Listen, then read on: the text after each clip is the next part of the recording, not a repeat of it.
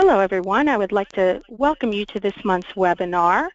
Our topic is called Unlock Your Good Health, and our presenter today is Robin Glock, who's an RN and a health coach with Strategic Health Services. Robin? Hi, good morning, everybody. Thank you for joining in with the December webinar. As Dawn mentioned, my name is Robin. I'm one of the health coaches, and I'm a registered nurse with Strategic Health Services. So the topic, Unlock Yourself, the key to getting healthy is inside you.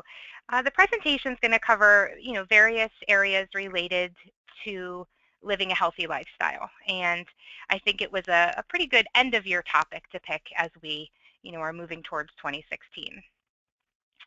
So the key to living a healthy lifestyle is inside each of us. So the education session, it's designed to not be a specific plan to follow for better health, but to just kind of explore what you already know about health and wellness, do a good overview, and then see how these areas and topics relate back to you and making your health better. So first, let's talk about getting in the right mindset. A lot of times instead of focusing on positive, we tend to focus on the negative. You'll hear people say, my clothes are too tight, my jeans are too tight, but they're doing really nothing to prevent it. They may say, they're wearing sweatpants or yoga pants all the time, or they've even bought sizes of clothes, bigger to accommodate the changes, in their weight. You'll also complain, maybe yourself or others will say, I'm so tired, and you're drinking coffee throughout the day or relying on an energy drink or one of those 5-hour energies to kind of keep you boosted and going throughout the day. And then also, I never pick the right foods, and so it's important, when you're thinking about, grab and go foods and not having anything prepared or prepped, that you can, fall off track and get into bad habits. So the key to making healthy changes begins with the planning and the preparation. So you got to get back to the right mindset. And do you have some goals for change? Are you doing things and putting things in place that you can use to get yourself on the right, path to not having to buy bigger clothes, drink coffee and energy and caffeinated drinks throughout the day and making some better choices. So you can do some things that would be, specific goals, like maybe prepping some meals and having, shopping better, having some foods on hand, bringing your lunch with you instead of eating out, scheduling exercise versus just saying that you have to exercise. So a lot of it is kind of getting a little bit specific, but also getting that mental aspect in check. So avoiding the latest fad, it can lead to yo-yo dieting. And so a lot of times with fad dieting, you'll see people that will have rapid weight loss. And a lot of times it's a dramatic and drastic cut to their daily calorie intake. Also, they're eliminating whole food groups and not eating balanced. And sometimes, they're even taking costly supplements. So if you are, doing that style of eating, once you quit doing that type of eating, once those habits change, those patterns change, and you go back to eating normal where you're not, cutting calories or food groups, taking supplements and so forth, then you find that a lot of times the weight comes back on, and it can be discouraging and overwhelming. So it's important to make healthy changes that are part of your lifestyle and not something that you plan on quitting. So being prepared, challenges exist, so planning ahead and being prepared is important. So you're going to be challenged at restaurants, family and social gatherings. It's important to read up on some healthy options to different meals and plan ahead in your mind so you make better choices. So research restaurant menus. Most times, you get into a situation where you're going out to eat, so you just don't, know exactly what you could be choosing. So a lot of the restaurants have their menus available online, and even if you would do like a Calorie King or Google something, you'd be able to at least find some healthier options. And then once you are out and you're in the restaurant, the most important thing is to stick with your choices, because other people that you're, surrounding yourself with may not have the same goals as you. So it's very easy to get in and decide, oh, well, maybe I will have, the French fries, or I will have, onion rings, or something that that you could have had a healthier alternative to. Another thing to think about is bringing healthy options to meals. So if you're, not packing a lunch or snacks for work, or even if you're out and about and you've got a lot of errands to run and you're going to be gone for a few hours in the afternoon, making sure that you have a few healthy options on hand. And a lot of that can be some grab-and-go things, fruit, granola bar, a protein bar, something that you can have control over what you're eating. And then thinking ahead and meal planning, creating a grocery list, just having that availability and saying, okay, this is, what I can, make this week. And these are some of my healthier options. And knowing that they're in the house and that they're available and able to be cooked, a lot of times make things a little bit easier. Instead of you having to run through a drive-through or eat out at a restaurant, you know that you've went to the grocery store, you have these things available, and you're able to, prep and cook a meal instead of eating out, where you can make some bad choices. So these are just some helpful nutrition tips that we're just going to get started with. So one of the big things is avoiding drinking your calories. It's actually quite common to not even factor those into your daily caloric intake. You could, look at that in addition to the foods that you're eating, and sometimes that's an area where you can make some changes and cut back. A lot of those really good coffee drinks that you can get, and smoothies, and different things when you're out and about, they can rack up the calories. Some of those drinks from Starbucks and different places have upwards of 800 to 1,000 calories in them, depending on what you're choosing. So it's important to, think about what you're drinking and how that relates to your whole day's work. Another important thing to just kind of make a note of is choosing foods that are low in sodium. And the salt intake that they're recommending is less than 2,300 milligrams per day. So just trying to avoid things that are, canned, chips, things that are, loaded down with salt. Another helpful tip, like we just talked about, is packing your lunch and snacks for work. It keeps you out of the cafeteria or out of fast food restaurants and sit-down restaurants, and let you be more accountable and control what you're eating. Eat breakfast. It's the most important meal to kickstart your metabolism, and so many people skip that meal. And it doesn't have to be a big meal. It can be something that you are at least having something small, a small bowl of cereal, having, a banana, just something to kind of get that engine going. And then avoiding foods that are high in sugar, those cakes, cookies, pastries, things that don't really have a lot of nutritional value. And then the big one is watching portion sizes. A lot of times, if you're just focusing on, what you're eating, you may find that just by cutting down on your portion sizes can really help lower your calorie intake for the day. And then when you look at all of these, at your dietary habits, start to think about, well, where can you use some work? What are some changes that you would like to make and see for yourself, and then start to, work and think about, ways to improve on those.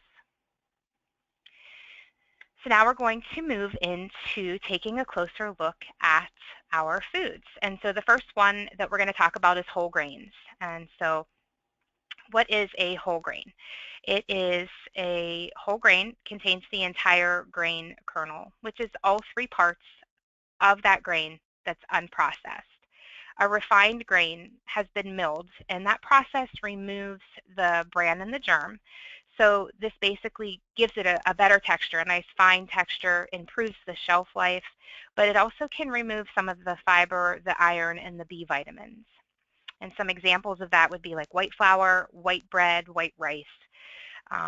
It's important when you're looking for whole grains, look at the ingredients list. Choose a product that has whole grain ingredients listed first. You may find something that says whole wheat flour and enriched wheat flour.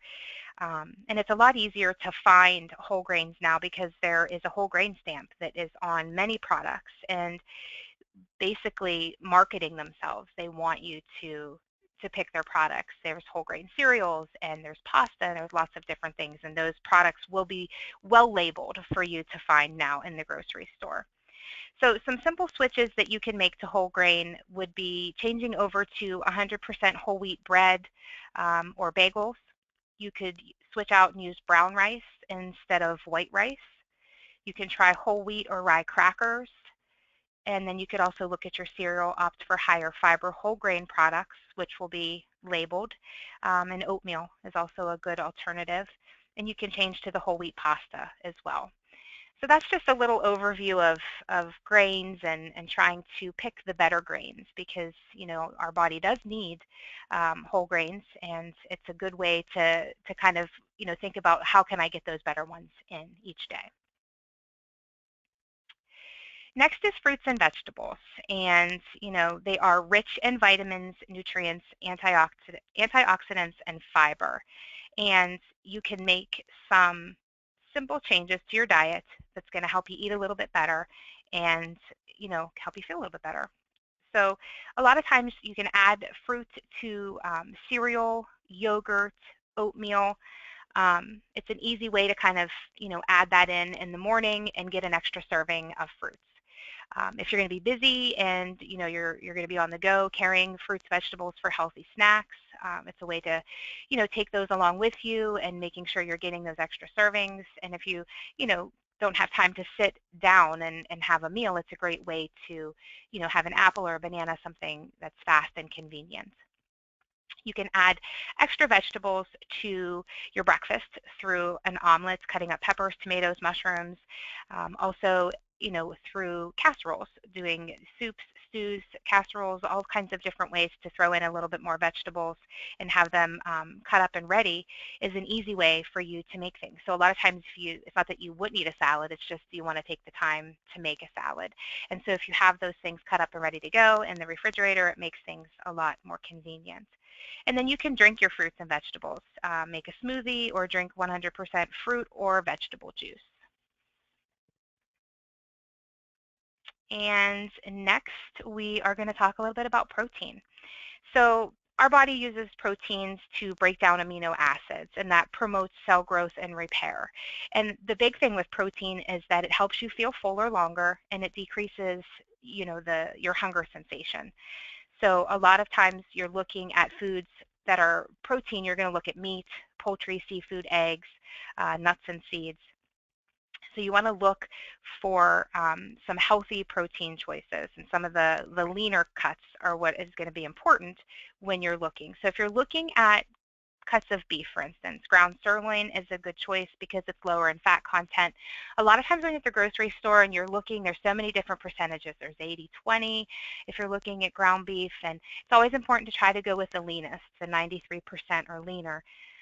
When you're looking at the pork, try to get a pork loin, which is a leaner cut, but also look for healthier options and ways to cook things like grilling, broiling, instead of using, deep frying or anything that has extra fat added.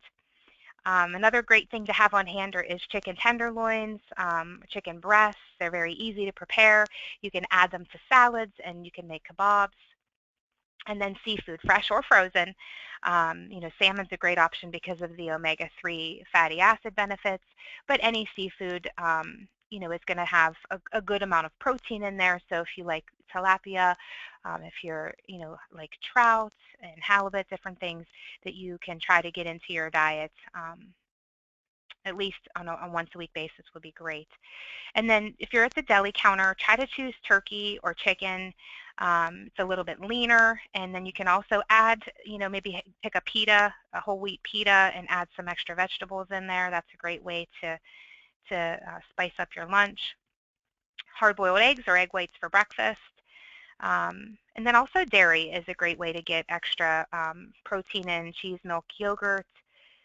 And then there's some non-meat sources that you could look at, such as, nuts and nut butters like almond butter and peanut butter. There are beans that are higher in protein, so that would be like black beans, pinto, kidney beans. There's also some of the edamame, the green soybeans that are, kind of good for snacking and a great source of protein. Some people like to snack on those. And if you're looking at, certain nuts and seeds, you have to be very careful with the serving size, but almonds, walnuts, peanuts are a great choice for nuts, and then sunflower, sesame seed, flaxseed. They're also a great choice in the seeds. And they also provide some fiber, which helps as well. Now you're trying to eat healthy and you're looking at the protein group, and a lot of times this group is a little bit more expensive.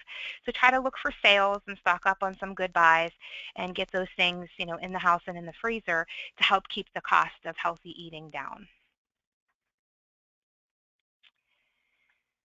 So now we're going to talk about what is a good fat. So oils are fats that are liquid at room temperature, and they come from many different sources, plants and from fish. They're not a food group, but they do provide us with some essential nutrients. And it's been found that eating the good fats helps protect your heart and support your overall health and wellness. So some good fats that you can cook with are olive oil, canola oil, corn oil. Just look at the label. Avoid those that are marked as trans fats or saturated fats. Some other good sources of good fats come from nuts. So there'll be almonds, walnuts, peanuts, cashews. Again, watching that serving size when you're snacking or adding those to salads. Um, and then the seeds would be sunflower, sesame, pumpkin, flaxseed. And again, those add extra fiber to your diet as well, which is another added bonus. And then some of the good fats from fish, the better fish that they say, it's the salmon, tuna, trout, and sardines. And those are some of the better sources of better fats in the fish that you choose. And now we move on to dairy products.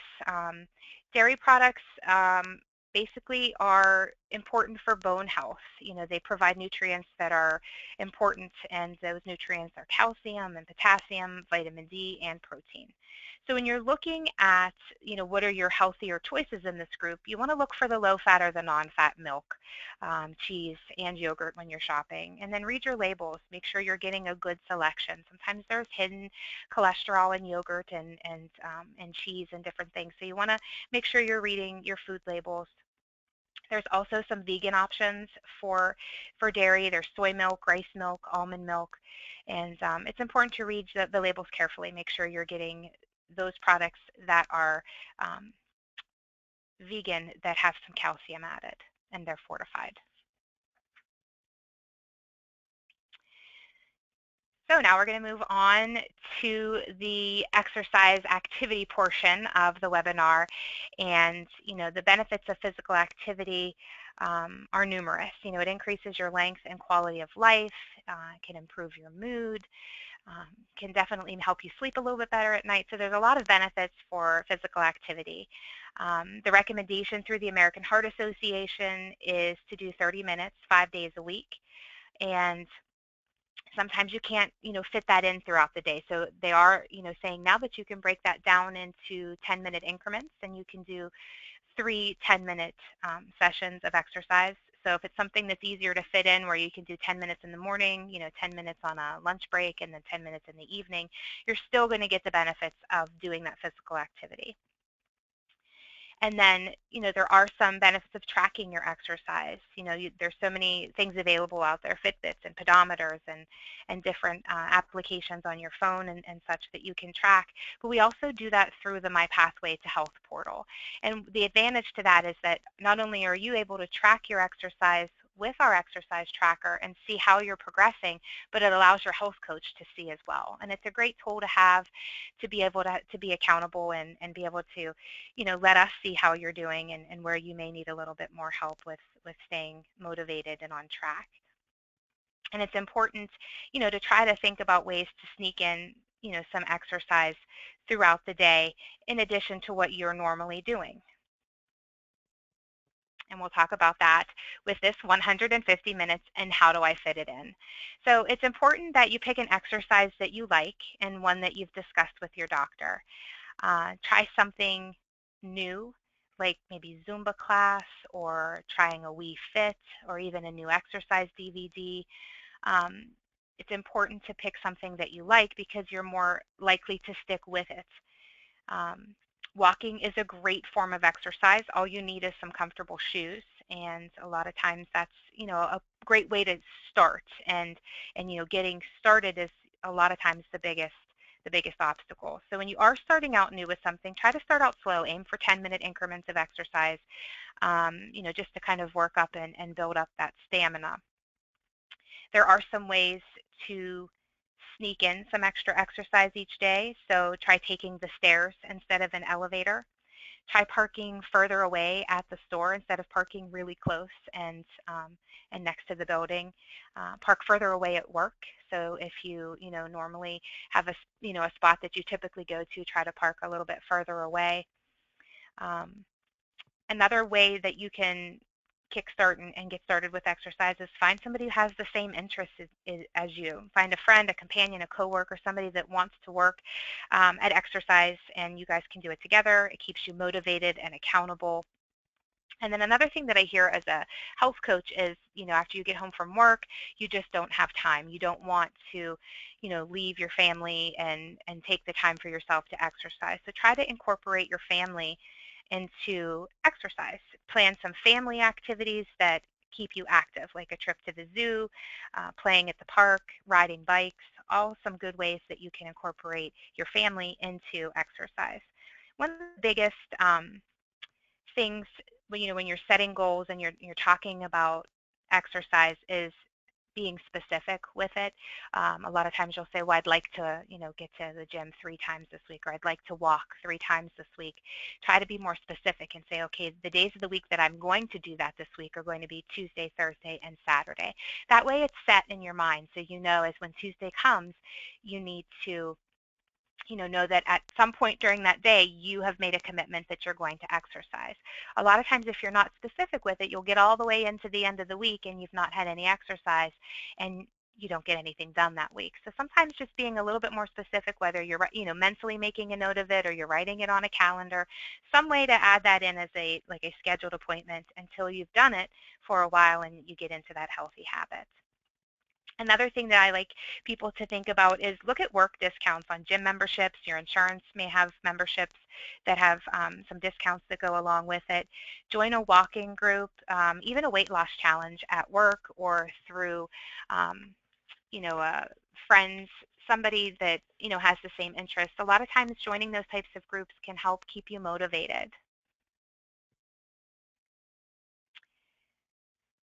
Our next slide is about the benefits of sleep. It's important that when you're thinking about making some healthy lifestyle changes, one of the things that you include in that, aside from diet changes and exercise, is sleep. It's really important, and it is part of a healthy lifestyle. The National Sleep Foundation is recommending between 7 to 9 hours of sleep each night, and it's going to vary per person. But it's important that you think about how much sleep are you getting? Are you well rested? Because it does benefit our overall health and is important for our metabolism. Sleep and metabolism are controlled by that same sector in the brain. So when you're sleepy, those hormones can surge in your bloodstream that are responsible for hunger, and you may find that the more tired you are, the more likely you are to be hungry. So some tips to get a good night's rest.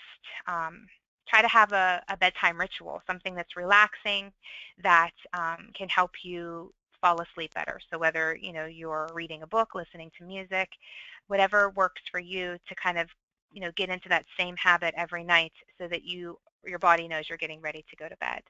Exercise during the day can be beneficial to help you sleep better. Evaluate your room. Make sure your room's at the right temperature. There's no excess noise and light. Make sure you have a good mattress and pillow, pretty much the foundation of where that good sleep begins. Avoid alcohol and caffeine. That can actually disrupt your sleep cycle. And then the big one nowadays is turning off your electronics. Everybody's so plugged in. It's important that you aren't going to be interrupted with dinging and your emails and different things that can go off on the phone. Our next section is about goals and setting goals.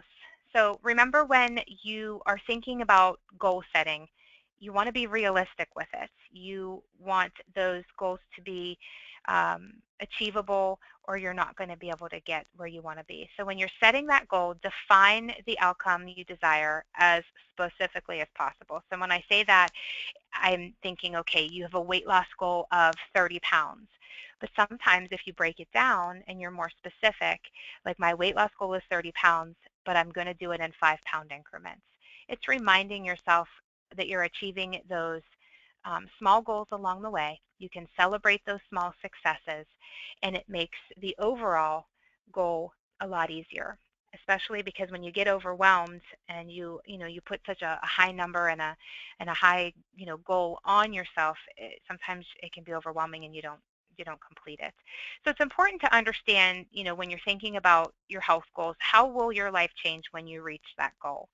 And you have to constantly remind yourself of the benefits of achieving that goal, and then set some actions, put an action plan in place and focus on some of the positives. A lot of times we start to focus on the negatives, and you'll say, well, I didn't do this today and I didn't do that today. But instead, try to focus on the positives and look at those actions that you need to achieve the goal.